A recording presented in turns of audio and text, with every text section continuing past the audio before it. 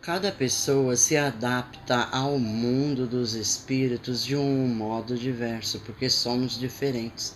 Tão logo deixamos nosso corpo e passamos para o outro lado, nossas experiências, expectativas e esperanças nos acompanham porque são parte de nosso espírito.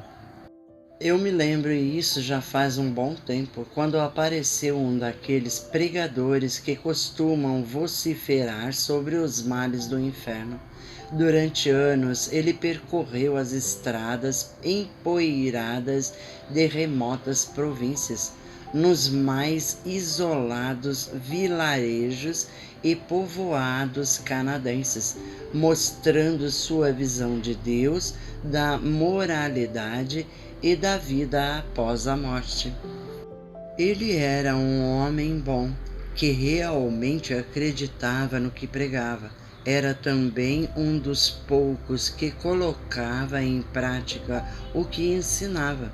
Ele costumava dizer a seus fiéis: na outra vida, Jesus estará lá para nos receber, sentado em seu trono ao lado de Deus Todo-Poderoso, com a espada da justiça na mão. Quando esse pregador chegou aqui pela primeira vez, o que foi que ele encontrou? Um Jesus loiro, de olhos azuis, sentado ao lado de um severo Deus de cabelos brancos, que julgava a todos. Com o passar do tempo, jamais preparado, ele lentamente descobriu uma vida espiritual muito mais rica do que ele havia imaginado. A chegada de Mariane aqui foi diferente. Primeiro, a morte dela foi violenta e repentina. A vida foi bruscamente arrancada de seu corpo por uma arma comprada em algum bar. Segundo, Mariane nunca pensou muito em sua vida na Terra, nem na vida após a morte. Por isso chegou confusa, irritada com as vibrações ainda ligadas na terra. Seu espírito estava aqui, mas ao mesmo tempo prendia-se ao dia a dia de sua antiga vida. Alguns chamam isso de purgatório, e de certo modo é verdade. A alma está na ilusão, não progride, não está consciente para começar uma vida nova no astral. Eu estava ao lado dela durante esse tempo, porém ela não podia me ver ou ouvir. Como eu disse, suas vibrações ainda não estavam em sintonia. Ela ainda estava ligada à esfera terrena. O tempo foi passando, mas não como na Terra, portanto não posso dizer se foi muito ou pouco tempo, se foram algumas semanas, meses ou anos. Aqui o tempo é como o som de um metrônomo, aquele aparelho usado pelos músicos que dita o ritmo que eles devem seguir. É constante e não muda. Se você puder fazer uma gravação, o metrônomo iria soar da mesma maneira se tocado para frente ou para trás. Tic, tic, tic. O som constante do metrônomo, o incessante e imutável som do tempo. Mas um dia Mariane conseguiu sentir minha presença, então eu apareci, não como uma luz branca brilhante e ofuscante, mas como alguém que ela encontraria em qualquer esquina de seu antigo bairro. Eu tinha mais ou menos 1,80 m de altura, 45 anos e era negro. Eu estava usando uma camiseta jeans rasgados. Finalmente, eu não era nada diferente dos outros milhares de negros que viviam nos bairros pobres de Los Angeles. Eu estava encostado em uma caixa de correio quando ela virou a esquina e literalmente deu um tropeço em mim. Ei, mina, olha para onde você anda. Para que a pressa? Você não vai para lugar nenhum. Ela não sabia se me xingava, se continuava a andar ou se ficava ali para tentar entender quem eu era. Afinal de contas, eu era a primeira pessoa que falava com ela desde que havia desencarnado. Ficou ali parada, tentando me entender. Olhou-me de um jeito sério, observou-me da cabeça aos pés, seus olhos fixados em mim, o único cara que a viu, escutou e soube que ela existia. Eu perguntei onde você vai. Por que essa pressa? Quem é você? Eu te conheço, nunca te vi por aqui antes. Aquela não era a hora de contar a Mariane a verdade. Ela não estava preparada, então simplesmente respondi: o negócio é o seguinte, eu já tinha visto você por aqui e achei que estava na hora da gente bater um papo. Ela me olhou desconfiada, então fiquei preocupado, porque talvez eu a tivesse assustado. Queria que ela confiasse em mim o quanto antes para poder fazer meu trabalho.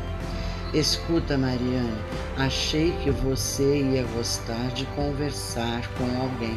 Te vi indo daqui para lá e de lá para cá, como se estivesse fugindo ou procurando alguma coisa. Mano, você acertou em cheio. Tô tentando entender onde é que eu tô. Tudo parece igual, mas ninguém fala comigo. É como se eu não estivesse aqui. Você me entende? Minha própria mãe e as crianças, todo mundo age como se não me visse. Eu grito para eles, tento tocar neles, mas não consigo. Será que tô drogada? E como? É coisa pesada. Vem comigo, mina. Vamos dar uma volta. Notei que o desespero e a frustração havia tomado conta dela. Ela era apenas uma garota de 15 anos, assustada e confusa. Então começamos a caminhar lado a lado pelas ruas semidesertas, passando por lojas vazias do bairro, pelos carros e residências abandonados, tudo aquilo que faz parte daquela região de Los Angeles. Andamos por terrenos vazios em que o lixo crescia junto com o mato, até que chegamos ao beco onde, em uma outra dimensão e em um outro tique do metrônomo, Mariane havia morrido. Estendi meu braço e minha mão encontrou sua pequena mão. Delicadamente fechei minha mão sobre a dela ao perguntar se ela se lembrava daquele lugar. Ela não disse uma palavra, mas não precisava dizer nada. Eu sabia que ela se lembrava. Trazendo-a para mais perto, eu lhe perguntei se ela sabia o que tinha acontecido. Ela olhou para baixo, para o lugar onde certa vez seu corpo ali estendido estava cercado por uma poça vermelha escura. Então, quase sussurrando, ela respondeu. Ela disse somente: por quê? Porque tinha que acontecer, Mariane. Porque eu? Nenhuma indignação, nenhuma raiva, somente uma tristeza amarga e melancólica. Mariane, você não é o primeiro espírito e duvido muito que seja o último que me faz esta pergunta. Acredite em mim, ou melhor, confie em mim. Você mesma mais tarde saberá a resposta para a sua pergunta. Não neste exato momento, mas você saberá. E esse dia não está muito distante, eu lhe prometo. Ela me perguntou onde estávamos. Sabia que não estávamos realmente naquele beco. Havia sentido de alguma forma que estávamos em um lugar diferente. Sabe, apesar de eu não saber onde estou, acho que estou morta, certo? Desta vez, ela não estava mais fazendo uma pergunta, estava afirmando. Descobri isso há pouco tempo, mas quero que alguém me confirme. Eu seria sua confirmação. Você poderia dizer que está morta. É por isso que nem sua mãe, nem os outros podem vê-la ou escutá-la. Sim, você pode chamar isso de estar morta, mas tenho certeza de que você descobrirá uma palavra melhor depois de algum tempo por aqui. Ela fez um sinal de indiferença, encolheu os ombros e logo em seguida perguntou se eu era um daqueles anjos da guarda, como se vê nos filmes. Mais ou menos, digamos que eu seja um anjo temporário. Ela queria saber o que iria acontecer em seguida. Expliquei que poderíamos fazer quase tudo o que ela quisesse.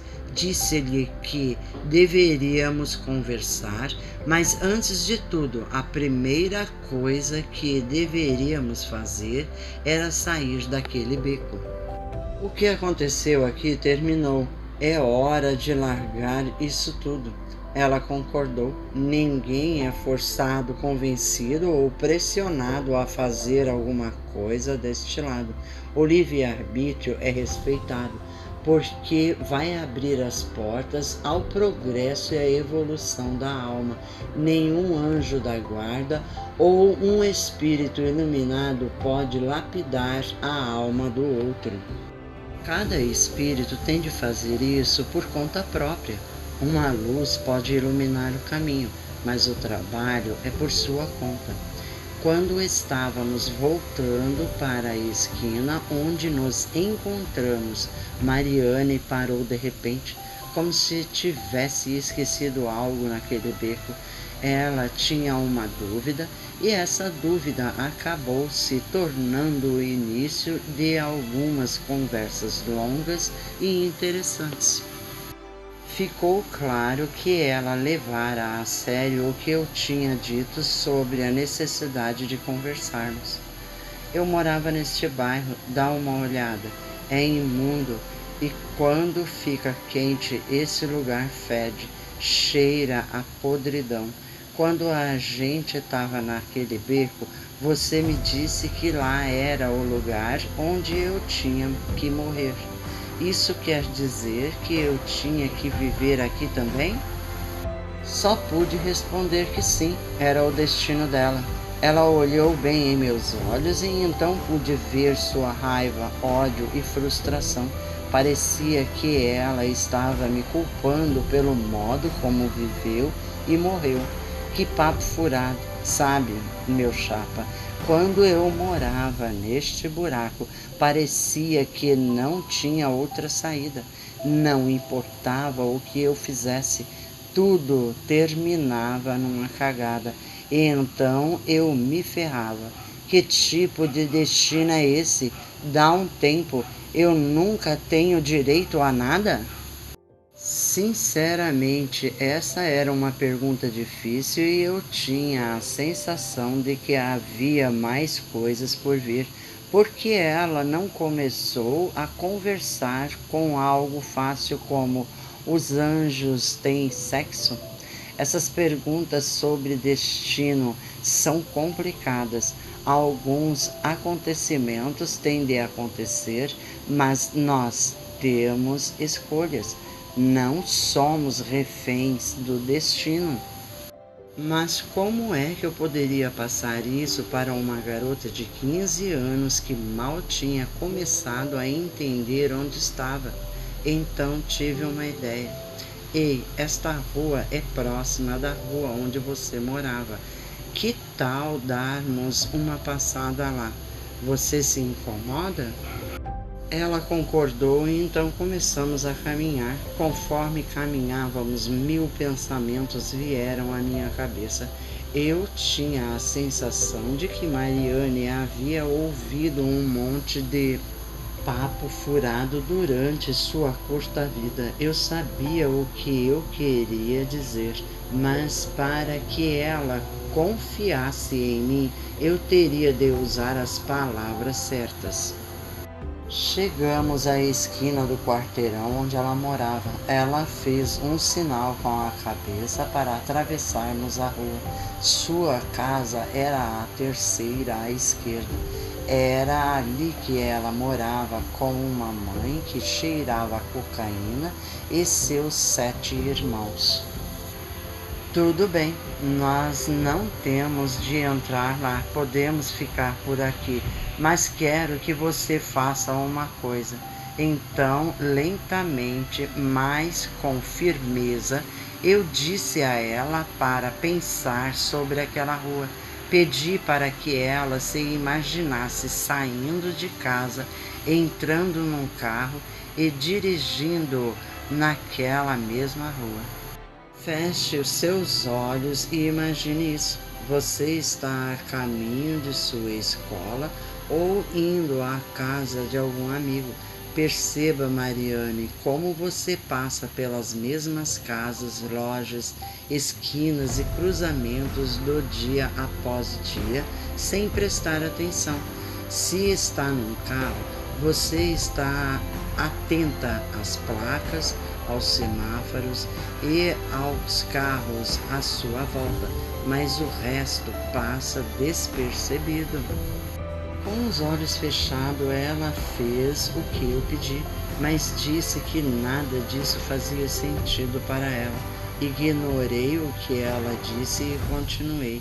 A maioria de nós, quando encarnamos na Terra, corremos durante toda a vida. Nós galopamos através dela, sempre tentando chegar a algum lugar, mas não damos muita atenção ao que está acontecendo pelo caminho. Eu também era assim em algumas encarnações passadas. Foi por meio de longas e difíceis lições que aprendi o que estava tentando explicar a ela. Mariane, nós ficamos tão desesperados para chegar a algum lugar que acabamos esquecendo a razão de estarmos aqui. Antes mesmo de podermos escolher algo, temos de entender o porquê, exatamente como você que está dirigindo seu carro. A maioria das pessoas não percebem as cores das casas, o tamanho das árvores ou as nuvens no céu. Nós não prestamos atenção aos sinais que a vida nos manda. Os acontecimentos não ocorrem por acaso e você é livre para reagir do jeito que você quiser, mas o modo como você reage é que determina os resultados. Ao sentir que eu estava conseguindo fazer com que ela entendesse isso tudo, continuei. Cada momento que você viveu na Terra aconteceu especialmente para você. Talvez tenha compartilhado alguns momentos com um amigo, mas cada alma tira desse acontecimento algo de que precisa para crescer. Não existe bom ou mal. Como poderia existir se tudo é parte do mesmo plano de ensinamento da Terra? Algumas lições podem ser mais difíceis, outras mais fáceis, mas tudo acontece porque é para acontecer. Mariane não disse nada, ficou de pé ao meu lado com os olhos fechados. Até então, nenhuma discussão. Pelo menos ela estava ouvindo e isso era bom. Sentei-me na guia e, olhando para ela, continuei. Agora, somente por um minuto, finja que a vida é esta rua da qual nós estamos falando. Todos os dias você passa apressada por ela, andando sempre em frente, não olha para os lados e não vê os quarteirões passando. Você também não nota as pessoas, os prédios, nem os sinais. Como esta rua, nossas vidas têm quarteirões diferentes, prédios diferentes, pessoas diferentes. Do mesmo modo que você tem que pegar esta rua para chegar aonde deseja, você também deve viver esta vida para chegar ao destino final. E esse destino, Mariane, não é a casa de um amigo, um shopping ou um escritório. É a unidade com a força criativa que nos criou. Nós não chegamos lá passando rapidamente pelas placas ao longo do caminho. O que nós não conseguimos ver e aprender em uma vida, repete-se na outra. Ela abriu os olhos e percebeu que eu não estava mais a seu lado. Olhou à sua volta para me chamar. Então olhou para baixo e me viu sentado a seu lado na guia. Balançando a cabeça, ela riu com amargura. Disse que eu fazia a vida parecer muito simples, mas a seguir perguntou onde estava a justiça. Tudo bem, cara, vamos pegar esta rua e comparar com as ruas do outro lado da cidade. Minha rua é cheia de lugares legais e grandes aventuras. Casas cheias de drogados, bêbados, ladrões e assassinos. Com certeza, este lugar é um verdadeiro parque de diversões. Minha mãe é uma drogada cuidando de um bando de crianças que passam necessidades. Não sei quem foi o meu pai e a parte mais chata é que eu não tô nem aí, já não faz nenhuma diferença saber. Então esse era o meu destino, nascer e morrer nesta merda.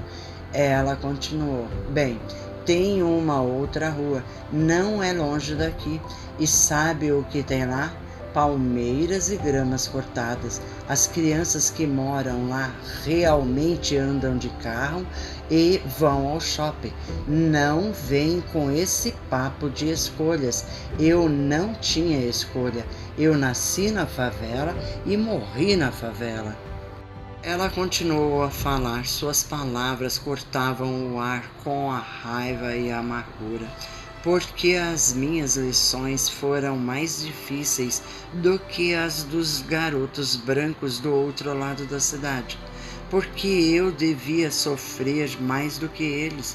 Por que é que eu fiquei na Bandidolândia e eles ficaram na Disneylândia? Ela se calou. Como eu tinha dito antes, essas perguntas sobre destinos são complicadas. Mariane, suas lições foram escolhidas por você antes mesmo de você ter nascido. Seu destino foi traçado devido às lições que você tinha de aprender. Sim, você escolheu uma estrada dura e uma rua difícil. Porém, nunca se compare aos outros. Todos nós temos nossos próprios infernos para vencer. Cristo disse que não somos nós que devemos julgar, e Confúcio escreveu que nenhum homem deveria julgar um outro antes de caminhar com os sapatos dele. Ambos disseram a mesma coisa. Cada espírito tem o seu destino e ele é o único. Eu não sabia se estava atingindo meus objetivos, não sabia dizer se estava quebrando seu muro de raiva e frustração. O que eu disse, contudo, serve para você que está na esfera terrestre. Pare e pense sobre o porquê. Você não está em sua rua por acaso. Você não estará na Terra por acaso, como não estão seus vizinhos, amigos, colegas de trabalho e mesmo os tão chamados inimigos. Nós estamos amarrados uns aos outros por acontecimentos que ocorreram em outras vidas, amizades antigas, rivalidades, amores, ódios, ciúmes e mágoas. Eu tinha de deixar claro para Mariane que, caso ela quisesse continuar sua vida, ela teria de cortar os laços de raiva, ódio e frustração. Enquanto ela não fizesse isso, iria ficar imersa nas vibrações inferiores. Perguntei se ela se lembrava do Pai Nosso. Ela disse que sim e perguntou então se eu queria que ela fizesse essa oração. Respondi que isso não era necessário, mas pedi para que refletisse sobre uma específica parte desta oração. Jesus nos ensinou a orar da seguinte maneira: perdoe nossas ofensas, assim como nós perdoamos a quem nos tem ofendido. Mariane, nós não perdoamos quem nos fez uma maldade só porque somos almas generosas. Não, nós perdoamos porque, desse modo, cortamos essa eterna prestação de contas. Só então podemos nos libertar de nossas ruas, dos mesmos prédios, dos mesmos quarteirões e da pressa que nos faz chegar aos becos sem saída. Uma vez tendo perdoado, poderemos continuar com o verdadeiro sentido de nossa vida, o avanço e o aperfeiçoamento de nosso espírito eterno. Mariane ficou em silêncio. Eu esperava que ela estivesse começado a entender.